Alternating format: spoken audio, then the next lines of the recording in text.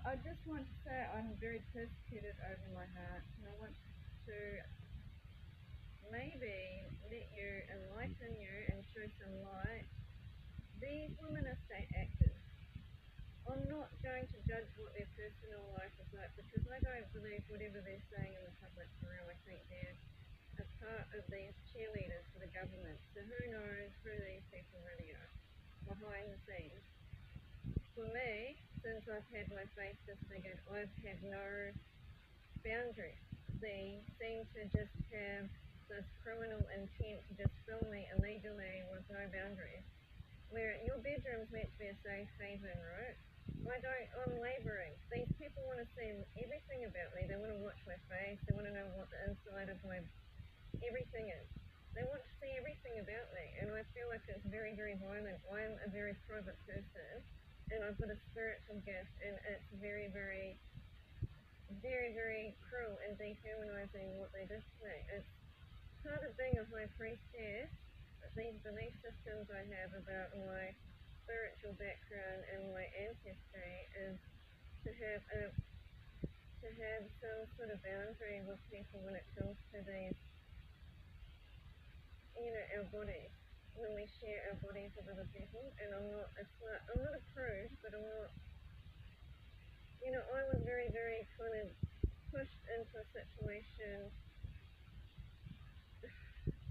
Well, I just believe what happened to me was political, it was malicious, and it was set up. And I believe that person coming to me got offered a lot of money and a way out of his life that he didn't want, and he wanted the fame and he wanted the fortune, and he wanted to kick the shit out of me in the public to get into a better life.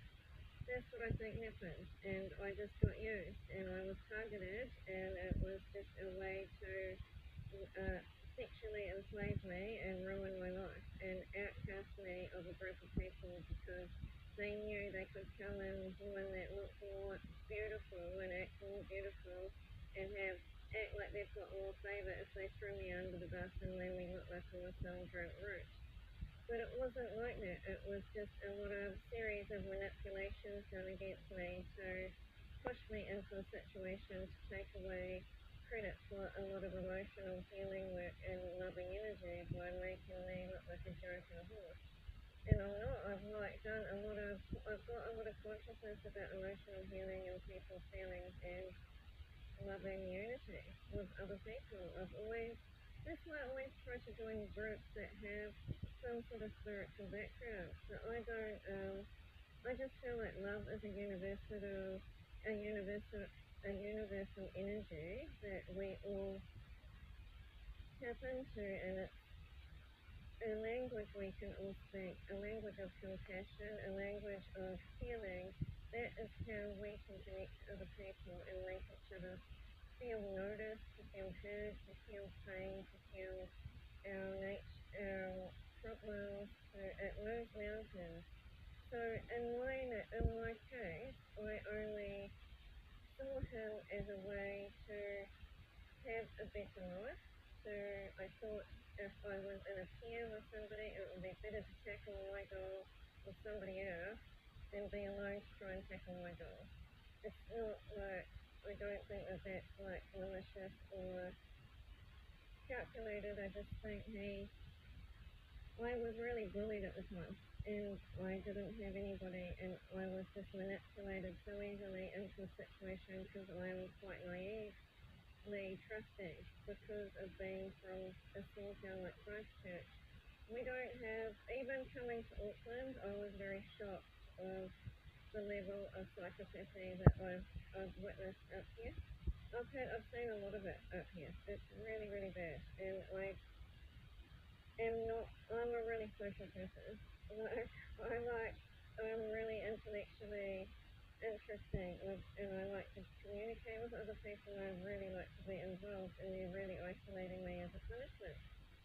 And they're blackmailing me emotionally with sexual violence to keep me isolated so I can't be seen, and bullying me, and basically blackmailing me with videos in my home, blackmailing me with torture, like bullying me that I'm lower class. They give away gift cards and things like this. They tortured me in my room the gang headquarters, I thought it was a place of harmony for me. I thought they were just forcing me into retirement, and I thought that they'd caused so much humiliation that I had to die. So I stayed in my room, and they were still filming me, war labouring me, which is a war crime.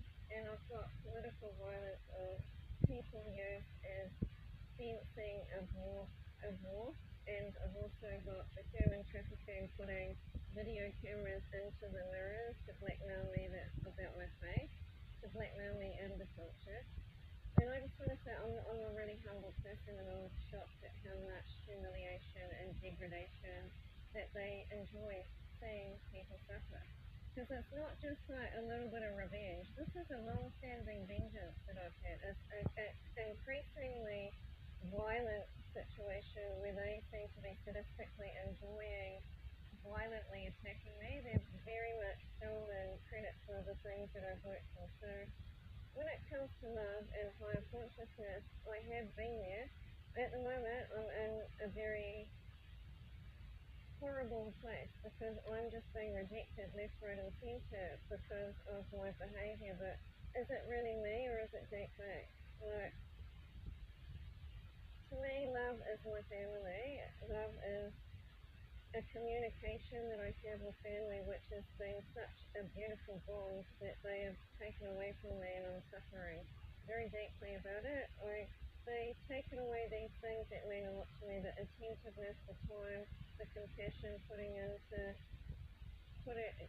I used to always make sure people eat healthy, and it's like these guys are copying what I'm like they go and make sure people are eating healthy, and everyone loves what they're doing for other people, but that's how I communicate, that's my love language, and I've always put a lot of sensitivity and kindness into making sure other people feel good about themselves, and try and make them feel heard about where they're going in life, and they're stopping me.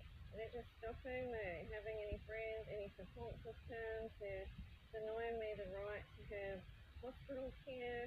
They're denying me. Like, I've talked to my mum friend Della Marie. She's an oddball to me. Like, they did something on the internet years ago, making me look like I'm some weird person, and or something like I'm a disabled person that's a liar and I'm frauding the government.